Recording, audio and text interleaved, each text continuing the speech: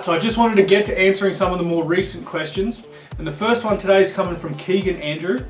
I have a question about wearing two different footbeds in my boots. I currently am wearing Hawks 2.0 110 in size 27.5.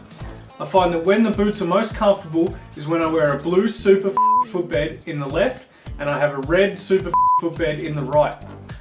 I find that when I wear the red one in the left boot that there is a small painful area over the top of my instep. I know that I can't punch out this area, but would there be anything I'm able to do in order to get some good additional space?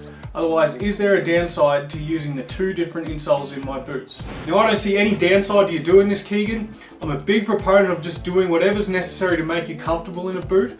Now, if that means you need to have two different thicknesses of footbed in your boots, well, so be it.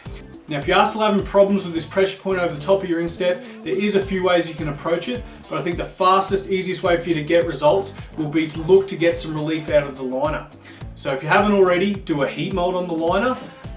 Also, you've got the atomic memory fit with this boot, so you could do that at the same time, even pad the foot a little bit in that pressure point to get some relief above. Or you can look to manually compress the foam over the top of the tongue of that liner. And if that doesn't get you where you need to be, you could look into a replacement liner option. Okay, and the second question today comes from Travis Harmer on YouTube, and it's in relation to the QST Pro 120. Any chance you could do a secondary video showing the boot with those tech soles? I cannot find any info on them fitted with those soles anywhere on the internet. You'd be the first and only one. Thanks. Sure, Travis, let me grab the boot for you. Alright, so here we have the boot fitted with just the regular Alpine soles as standard. Now we have 4 screws in the toe piece and 3 in the heel piece. So we just want to remove them soles and this toe and heel piece will slide right off. So once we've got the screws out, these will simply slide off really easily. And we'll put the other soles on. Okay, and then to install your Rocket touring soles, we simply slide them into place and screw them in from underneath. Now you can see the toe piece has the inserts already molded in for the pin of your tech binding. And in the back, we actually have to screw on the metal piece for the heel of the binding. And it's as simple as that, man. That is the QST Pro with the touring soles. Now, I'm not sure if you needed that instructional video on how to install them, Travis, but I thought I'd throw that in there anyway. But anyway, for your reference, this is the packaging it comes in. It's the QST Pro touring pads with low-tech inserts. Should be able to find them at most Salomon dealers. If they don't have them in stock, perhaps they can order them in for you, or if you're looking around online. Okay, and the next question comes by the way of email and is from William Eaton.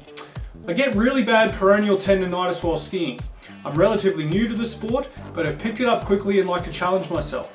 I was fitted into a pair of Lang RX100 and I experienced pain in my peroneals towards the outside of my calf.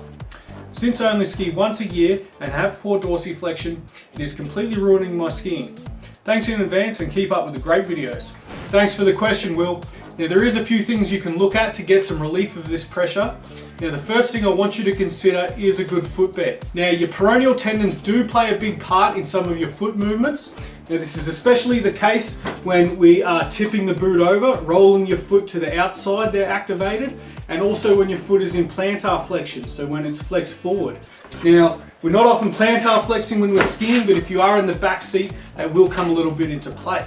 So the footbed's going to be there to help stabilize your foot. You're not going to have excess movement inside the boot, which can exert extra pressure out to these tendons when you're trying to steer your skis. But also you're going to be balanced in there. So the next thing you really should check after you're on this footbed is your cuff alignment, just to make sure you're centered, flexing through the middle, the cuff's not digging into the side of your leg. Now I suspect those two things will help straight away, but the other things you really need to be conscious of, buckle tension. Don't over tighten the cuff, just enough to make sure you're locked in, snug, secure, good amount of support around the lower leg. And then it's working on your ski form. Try to get forwards. If you're still having a real hard time getting forward, this is a fairly upright boot, so then look to do a heel wedge if you really need to get some extra ramp angle. Alright guys, that's another episode of Ski Boot Answers. If you got any questions, don't forget to hit me up. I'll catch you in the next one. Cheers.